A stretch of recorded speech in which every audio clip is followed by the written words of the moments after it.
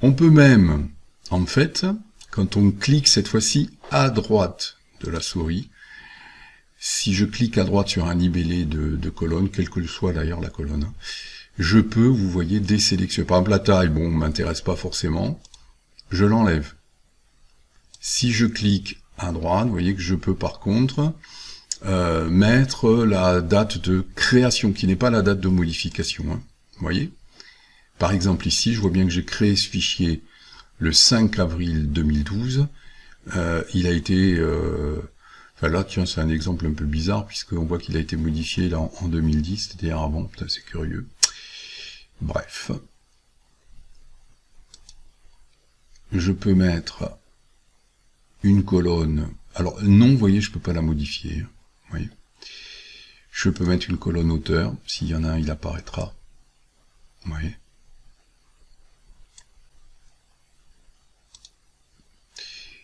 Et puis, si je vais sur autre, vous allez voir apparaître effectivement toute une série de possibilités de filtrage que je vous laisse découvrir. Il n'est pas donné d'ailleurs que le fichier ou les fichiers qui sont présents sur le support soient tous par exemple concernés par une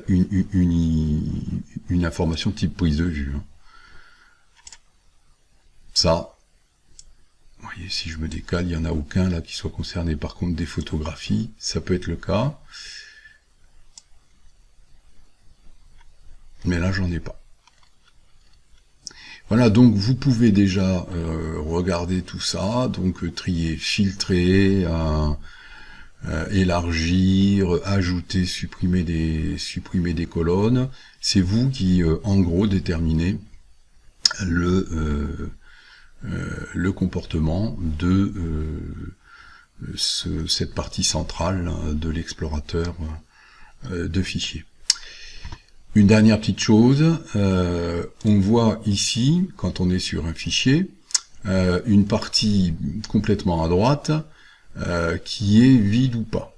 Alors on va tout de suite regarder ici dans la partie haute de l'écran, vous voyez, on a affichage,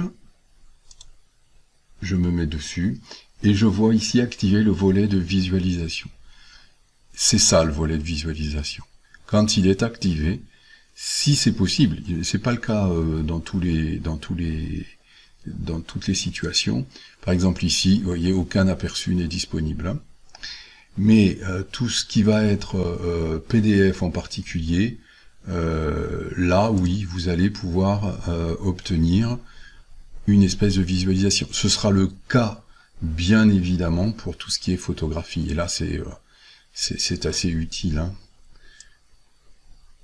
Voilà, par contre, ça, c'est un fichier de type Chrome HTML, donc vu sur Internet, vous voyez, je peux visualiser ici. Donc ça me permet, quand je cherche quelque chose, de confirmer que c'est bien, voilà, en ayant une première visu, que c'est bien celui-là, et que donc après, je peux l'ouvrir. Voilà, nous avons fait un petit peu le tour pour cette première vidéo, qui n'est pas la dernière, hein, sur l'explorateur de fichiers. Le tour de ce qu'on va qualifier de l'interface un petit peu utilisateur de cette partie centrale, avec donc les différentes possibilités qui s'offrent à nous. Donc vous pouvez bien entendu expérimenter ça sur votre propre ordinateur. Je vous montre simplement encore une petite chose. Si vous vous mettez sur un fichier et que vous cliquez donc à droite, vous voyez, et nous retrouverons ces fonctionnalités-là dans une autre vidéo que nous allons consacrer à la partie là horizontale, hein, en haut de cet outil. On retrouvera des fonctions qui sont aussi accessibles en cliquant à droite sur un fichier. Non seulement le ouvrir avec, que nous avons déjà vu, mais également, vous voyez, si vous avez OneDrive comme espace de stockage dit cloud, vous pouvez déplacer ce fichier vers OneDrive, vous voyez, mais vous pouvez également le couper, le copier, le supprimer, le renommer. Donc nous verrons toutes ces choses-là importantes par ce biais-là, mais également par ici le menu. Vous voyez, par exemple, je dévoile tout de suite, par exemple, ici la fonction supprimer. Voilà, à bientôt pour une prochaine vidéo qui continuera donc à présenter l'explorateur de fichiers. Outil compliqué, complexe, mais indispensable pour pouvoir maîtriser ces espaces de stockage et donc par exemple, nous le verrons dans les séances futures, gérer par exemple ces photos, les déplacer d'un support à l'autre, les mettre sur une clé USB pour aller les faire imprimer chez un photographe ou bien dans une galerie de supermarché où il y a des machines à imprimer les photos, récupérer des photos sur une carte mémoire de son appareil photo sur l'ordinateur et ainsi de suite.